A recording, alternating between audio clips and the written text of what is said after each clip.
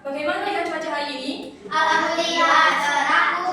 Oke, alhamdulillah ya hari ini cerah. Jadi kita bisa mengikuti pelajaran dengan baik. Ya. Oh iya anak-anak, kalian ketahui. Sebenarnya di akhir tahun ini seharusnya kita itu memasuki musim hujan. Kira-kira kalian tahu nggak apa sih itu hujan? Apa itu hujan? Apa, Firza? Hujan adalah air laut yang menguap. Hujan adalah air laut yang menguap. Boleh? Itu salah satu proses di mana hujan terjadi. Nah, maka dari itu hari ini kita akan membahas apa itu hujan. Terus bagaimana kok bisa ya Bu hujan itu terjadi? Gitu ya. Nah, kita belajar apa itu? Kita akan belajar yang namanya siklus air. Apa anak? Siklus air. Oke, sebelum kita memasuki pembelajaran hari ini, apa itu siklus air? Di sini Bu Azza mau kasih tahu. Sebenarnya manfaatnya apa kita belajar siklus air itu?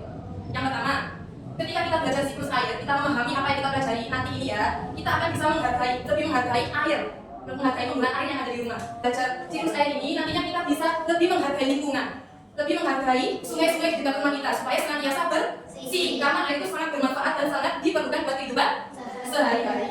Oke anak-anak, kita lanjut untuk pembahasan siklus air. Jadi sebenarnya apa sih itu siklus air?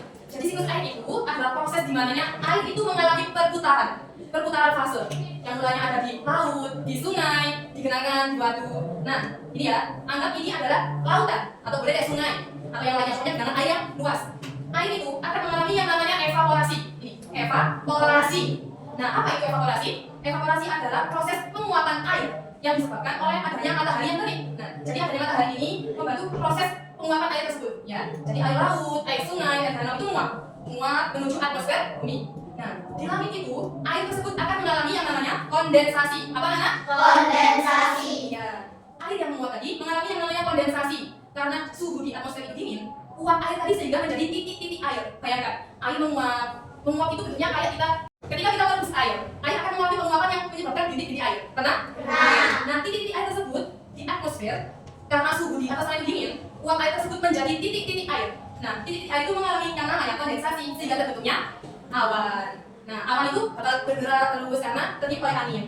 Sebelumnya, selain evaporasi, penguapan, itu juga terjadi yang namanya transpirasi. Apa tuh bedanya transpirasi sama evaporasi? Transpirasi itu penguapan air yang berasal dari tumbuhan. Sedangkan evaporasi tadi kan dari laut, dari genangan air. Sedangkan transpirasi itu dari pori-pori kecil pada tumbuhan. Jadi tumbuhan itu mengandung air.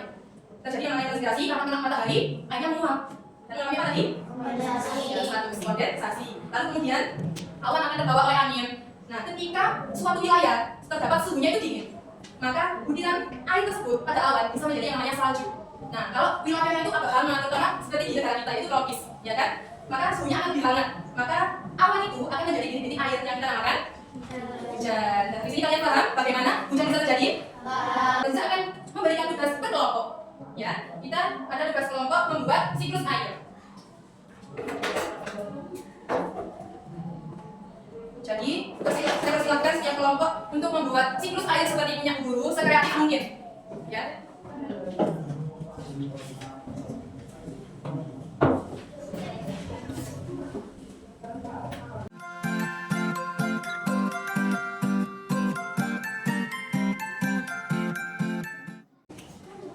Kemudian ya saya kasih dari mana?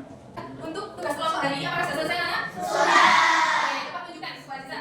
Coba bagaimana gambarnya? Wah, bagus sekali. Oke. Jadi setelah kita bikin tugas kelompok ini, Bu Guru minta untuk mempresentasikan ke depan bagaimana proses terjadinya hujan atau siklus air itu. Bisa? Bisa. Oke, Mbak Sisa silakan kelompok yang pertama untuk maju.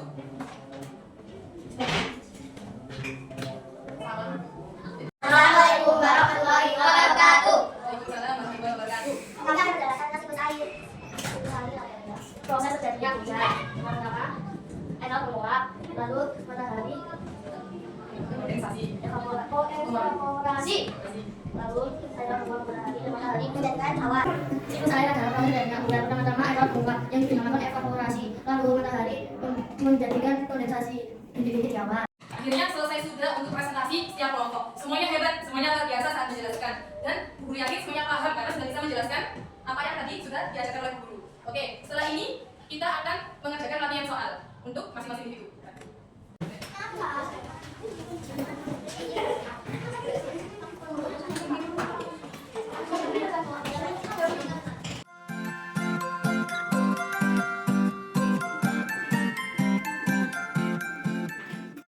Alhamdulillah, hari ini kita sudah sampai di penghujung pembelajaran kali ini. Jadi kira-kira ada nggak ya yang bisa menyimpulkan apa pembelajaran yang kita dapat hari ini? Apa enggak? Kita suka berarti kita bisa belajar tentang peristiwa. Oke, boleh. Kita belajar tentang peristiwa bagaimana terjadinya hujan. Ada lagi yang mau jawab? Belajar apa kita hari ini tadi? Apa Mas Firza? Siklus air Oke, boleh siklus air atau proses gimana terjadinya hujan. Baik, untuk pelajaran hari ini, Bu Aziza tutup ya. Ya, sekian pelajaran untuk hari ini. Semoga bermanfaat. Kita jumpa lagi di pertemuan selanjutnya. Sekian dari Bu Aziza. Wassalamualaikum warahmatullahi wabarakatuh.